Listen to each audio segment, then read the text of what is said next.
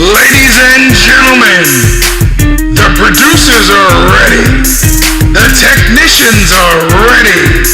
The hosts are ready. But world, are you ready for the gold standard in combat sports entertainment? Welcome to the show where the fighters get their information from. This is the Fighter Share Report.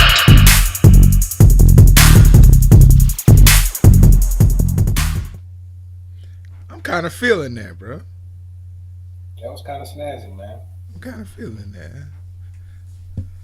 I didn't know if I wanted to change it around as far as what we put it in or not, but I don't know that.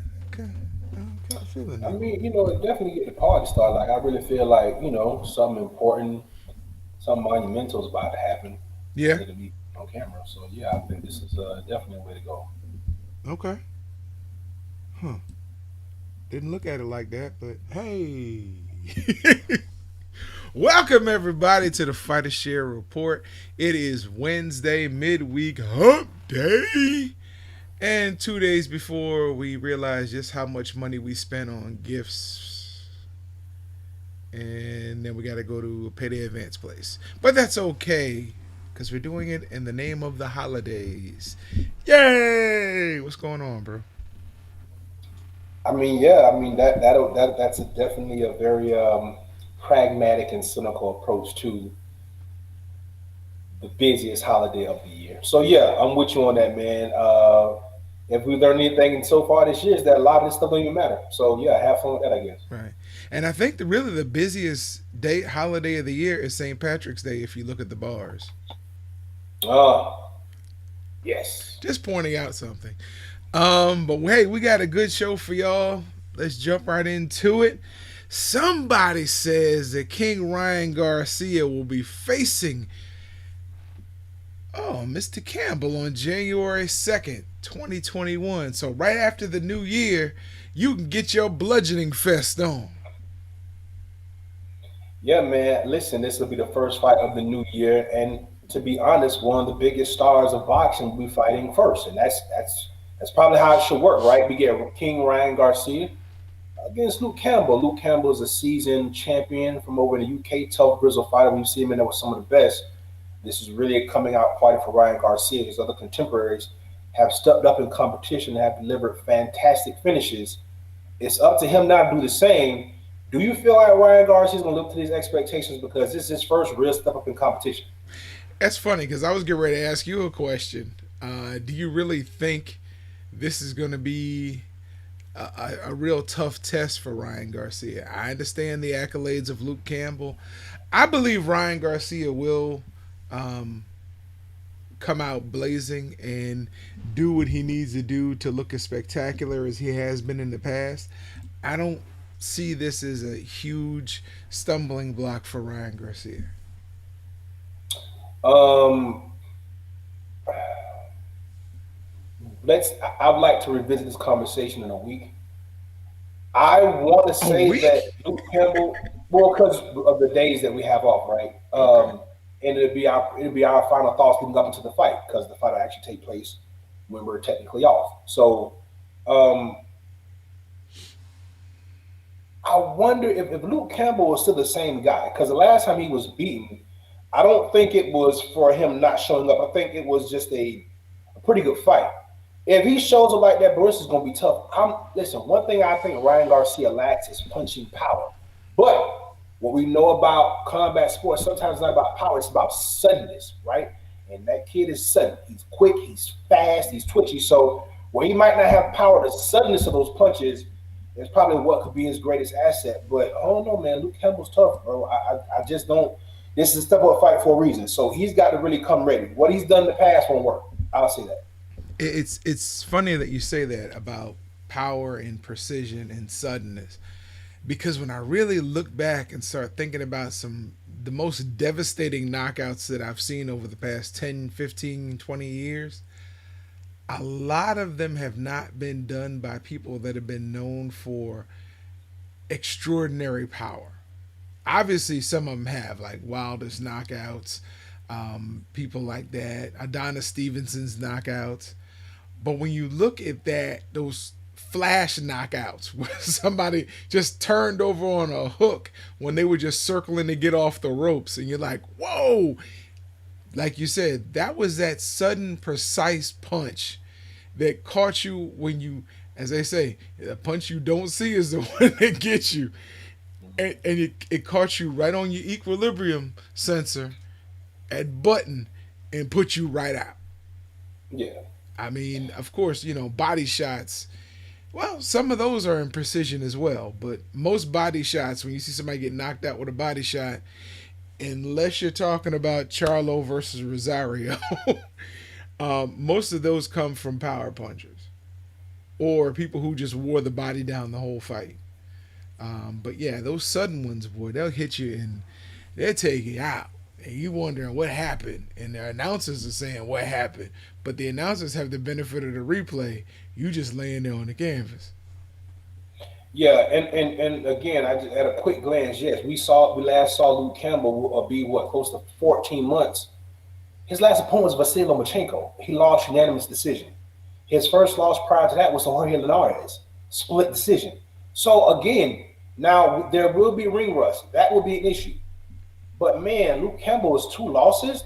I don't know who his third loss is to, but he's never been stopped. To lose to Lomachenko and Linares, this is a step up for Ryan Garcia. I'm not arguing that it's a step up, but is it? It's a step up in competition, but is it a step up for Ryan Garcia? And I see there's a difference there. I don't think it's going to be a roadblock for Ryan Garcia if Ryan Garcia shows up, and it's the Ryan Garcia that we're used to seeing. Literally, I mean the best Ryan Garcia. I don't see Luke Campbell having a shot at really beating him, even if it's by decision. But that's just my opinion. Look, you brought something up. Is there a mass exodus from of fighters from the UFC coming in 221 or 2021? Is there a mass exodus of fighters in the UFC coming in 2021? All signs point to yes. And I say this because the UFC is there, like every business model, there's something called turnover or transition. Or And what you're purge? seeing, or purge, and what you're seeing is a lot of the old guard that helped escalate this sport into mainstream media. These guys are getting into their mid to late 30s, and you're starting to see these guys not get title opportunities, or they're just not getting the pay like they deserve, or in some cases, they probably just can't cut it. All those things can be true. You're seeing a lot of generational fighters that we grew up in the sport with leaving the UFC and going to places like Bellator. This is this is what's needed in the sport. But I will say this: I've always thought, and I always feel that the UFC would be the gold standard in combat sports as far as is concerned. But I'm beginning to see something here, and I think if Bellator can get enough of these guys leaving while they still have something left in the tank, they can kind of start to cultivate their own talent. We might see a shift here in what's happening with the UFC as far as how much of a stronghold they have on MMA. Now, that being said, they have all the platform and they have pretty much all the best developmental leagues fighting under their umbrella. So maybe on face value it looks good for Bellator, but if you get down to the weeds of it, maybe it's not. But Well, let me that's my thoughts. let me comment on that because I've been noticing a lot of combat. Well, I'm saying shows that really focus on MMA on social media have been sorry have been really pumping up Bellator. They've really been giving Bellator a lot of street cred, I guess you'd say. And I think Bellator is subscribing to that theory that you said, hey, let's gobble these guys up who feel like they're not being appreciated in the UFC. And we have some young lions and lionesses who are here who can fight and they want to prove their mettle against the quote unquote theoretical best in the world or those who have been at that pinnacle. So I think that formula is really starting to work for Bellator, and the fact that they're not competing against the UFC on days when the UFC has fights. They're coming on Thursdays when most people are home. So, and then some of them are going out to sports bars. But again, they're being able to compete because they are. And here's what I predict the UFC is going to start doing. Because you have a lot of these fighters who come through the developmental leagues for the UFC. They don't like what the UFC is offering them as a starting contract, the three fight deals that are renewable. And they're going to Bellator. So I see the UFC at some point deciding, hey, if you come in our developmental league, you have to sign an agreement that you will start out with us. Because they're not going to train all these people for Bellator for long. Bellator is going to have to go out and get their own developmental system started back up. Yeah, no, and that makes sense. Also, I think strategically for Bellator, this pandemic has helped in one particular way, at level the playing field, right? Nobody, so it didn't matter if we had to put on a show in Grand Rapids or Muskegon, and the UFC got to put on a show in Detroit, right? Or it didn't matter if the UFC got to put on a fight in, I don't know, Atlanta, but we had to put our fight on in Savannah or Augusta, right? It leveled the playing field. Content is king. People just want to consume it wherever they can find it. A lot of this helped raise Bellator's profile as well. I think they're going to use that as we pivot into 2021. I can still see them keeping their same logistics model as far as where they go to put on shows, but look for them to do more of it and look for them to try to do a lot of their better shows solely with no crowds and streaming because it keeps their costs down. Yeah, I'd have to agree. And I also say look for them to sign with a mid major network soon. Maybe not a sports network, but like a Paramount TV or a TNT or a TBS. Look for them to sign with one of them soon where you'll get these fights in the middle of the week for free just to build their profile. All right. This is what I thought was interesting. Yeah, and I didn't bring this up to you ahead of time on purpose. So, see if we can pull this up. Bam! This is after Jake Paul was running his mouth talking about he wants to challenge Conor McGregor. Uncle Dana says, I'm thinking of letting Amanda Nunes knock his out. And Amanda says, I'm in. So you get a reprieve, Badger. You get a slight reprieve. Well, first of all, my brother, I do want to thank you for bringing this to my attention because had you not done so, I felt like it was some type of, I don't know, clandestine opportunity to slander my name, bro. But I tell you this, Jake Paul better be ready. There's a reason why I wouldn't take this fight when they offered it to me, right? Because at this stage of my career, I'm the one as a fighter. I've given everything I can to, to this illustrious platform. So I have nothing left to give, right? And you want the best of me. Well, that best of me person is in the past. He's no longer here. But I bet you'd fight Jake Paul. Oh, absolutely. Absolutely. Listen, man. Listen, you got to listen. This is a business, bro. This is a business, right? Right. It's the combat sports business, right? So we got to do business things, right? All right, man. So what are you afraid she gonna give you the business? Don't let me call my advisor, man. We straight over here, bro. Call your advisor. I want to see that fight. I really do because I think you have what it takes to dethrone Queen Amanda Nunes. Jake Paul, no, that's not even a tune-up fight for you. So Listen, let her have Jake Paul, and then we'll get you in as her next opponent. I appreciate those wonderful comments, man. And while I'm humbled by those, I just must let you know that I just don't feel the same way that you feel. I don't listen to beat her, bro. I don't even know at my peak if I could have done that. I'm an old man now, but those days are behind me. Let's give these young guys, let's give these young up and coming pups a shot. They prove themselves, bro. I'm just a commentator. This is what we do. We just talk about it. My days are done. Sad. Because you still have it in the tank, Rock. You still have it in the tank. Let me take you out there and get you to catch a chicken. You'll be we need speed. That's you can get all you need is one shot.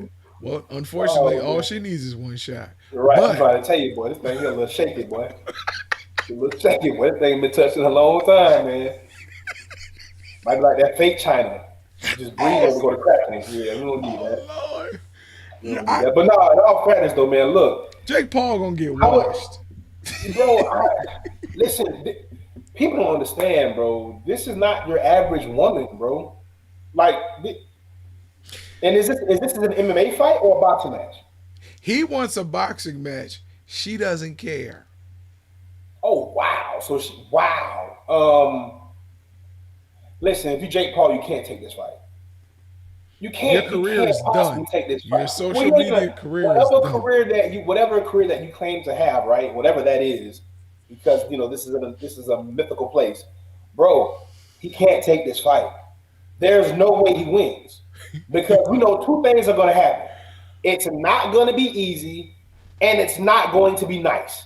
So, with that being said, he doesn't come out of this in any way possible, bro. This is bad all the way around. I agree. I agree.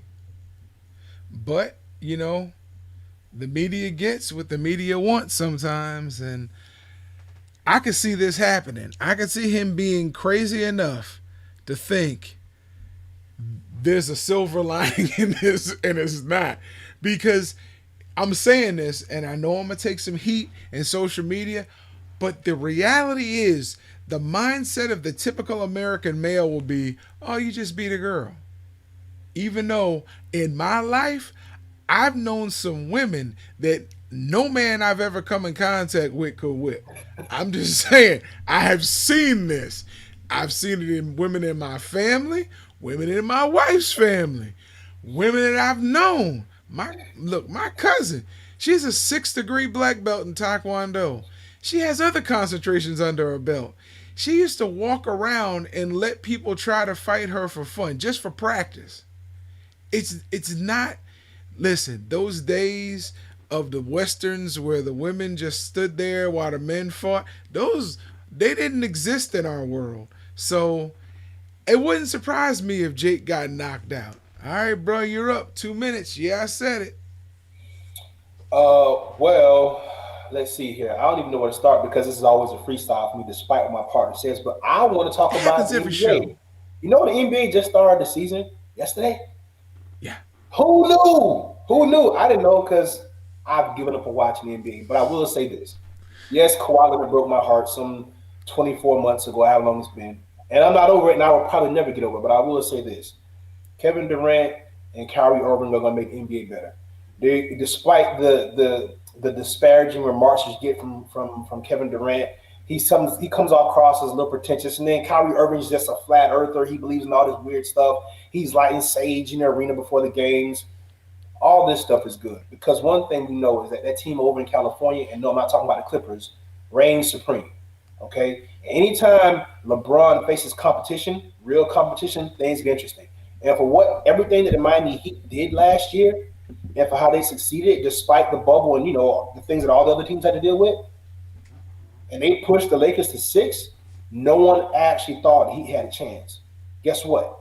Kyrie and Kevin Durant, they're that good. Clay Thompson's out in Golden State. You gotta like LA to come back in the championship again this year. But Kevin Durant and Kyrie Irving against King James and the Brow, I like it. It's must see TV. And listen, I'll be the first to tell you, if we get that in the finals this year, the Badger will come back to basketball. Yes, I will get over my heartbreak of Kawhi Leonard. I will get over that brutal, bitter, nasty, unfair, and salacious divorce, I might add. And I will come back to the NBA because the NBA misses me, right? And the NBA is only as good as the Spurs, right? And as long as there's somebody to keep Spurs Nation going, that will be me. The NBA is in a better place. That's all I got. Well, never get him pick your teams for you. Spurs and the Jaguars. But the Spurs did have a dynasty at some point. Just not now. Shout out to Greg Popovich. Listen, I'm just gonna continue on with my thoughts on the Amanda Nunez Jake Paul fiasco. I do believe this is a fight that they would have to put on ESPN or ABC. This isn't a pay-per-view fight for Dana. Um, he'll make it one, but this is one of those fights that America would need to see, need to have the opportunity to see. Whether they watch it or not, I believe more people would watch than wouldn't. Simply because a lot of women would love to see a loudmouth, cocky social media opportunist get punched in that mouth by a grinding, hard-working Brazilian. I mean, she has been able to break so many stereotypes, although it's easy for some of those in the UFC because she's not alone there in her choice. But as far as this would be another moment like Billie Jean King versus Bobby Briggs.